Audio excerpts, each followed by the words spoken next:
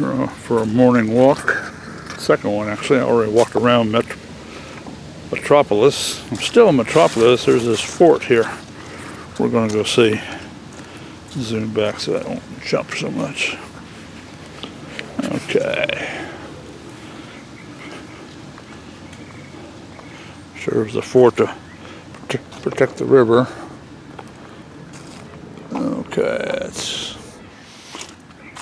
honoring the guy who developed the park system or something.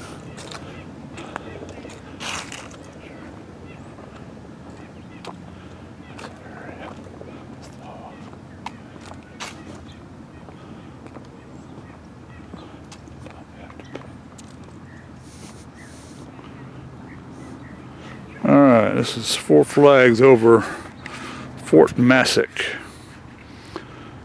1500s, Spanish owned this. In 1702, French trading post and mission was here.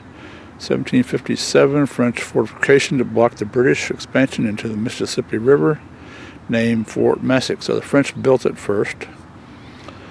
In 1764, French abandoned the fort to the British. 1778, George Rogers Clark stopped here on his way to Kaskaskia. 1794, George Washington ordered fort rebuilt and garrisoned. And 1908, site designated First Illinois National Park. Okay.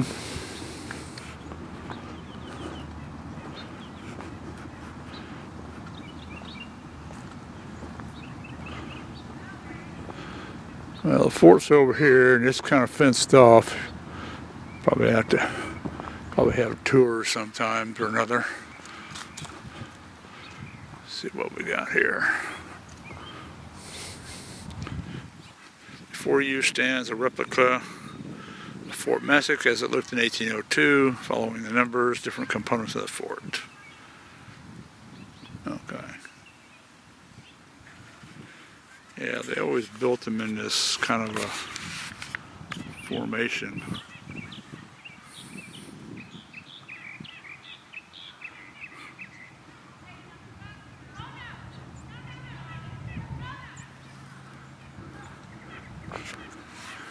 Of course, this is the blockhouse, and you'll see the places where they could shoot out with their rifles, and I guess there's probably a big hole there for the cannon.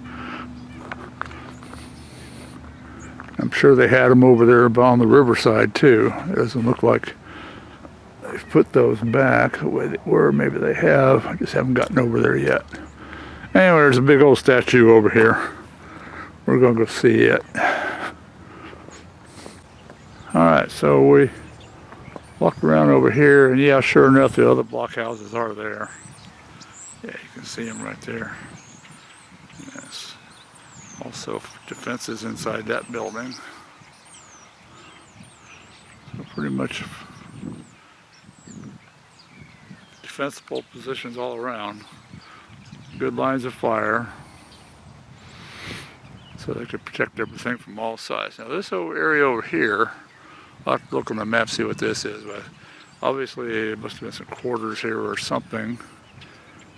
These aren't the original fixtures, of course. The other ones would have rotted out. I think they just put some old wood in the ground to show where things were at. Here's a statue up here to George Rogers Clark. He was kind of a hero in this area of the world back in the old days.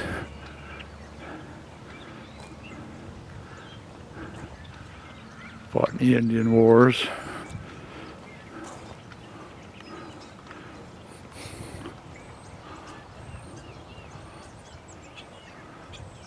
There's a sign down here that talks about him. Of course, we're down here by the Ohio River, where it's really big here. Okay. Memories of George Rogers Clark and his faithful companion in arms who, by their expert enterprise of courage, devotion, and sagacity, won the Illinois country for the Commonwealth of Virginia and for the American Union. In this monument, been erected in the name of grateful people by the Illinois chapter of the Daughters of the American Revolution, 1907. And here's the mighty Ohio River.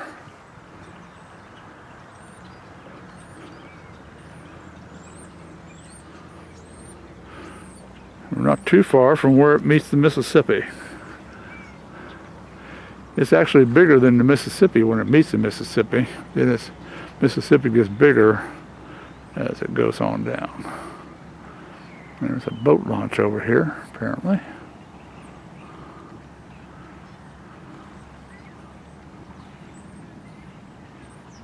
I think that's that bridge I come across. I'm not sure.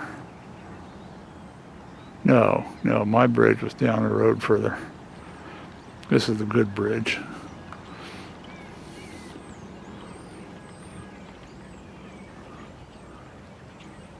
One I went across this morning was a little scary.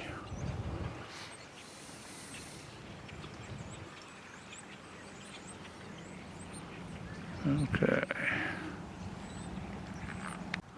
I figured out what this is. This is where the actual fort was. You can see there's an area for the blockhouse. This is where the barracks was. There's another blockhouse. Go over this way. The blockhouse right on the river. These are closer to the river too.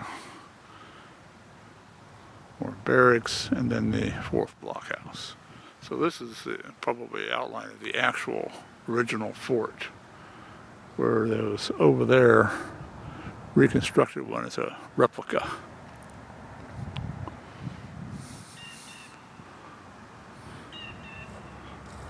And then this, of course, would have been the moat.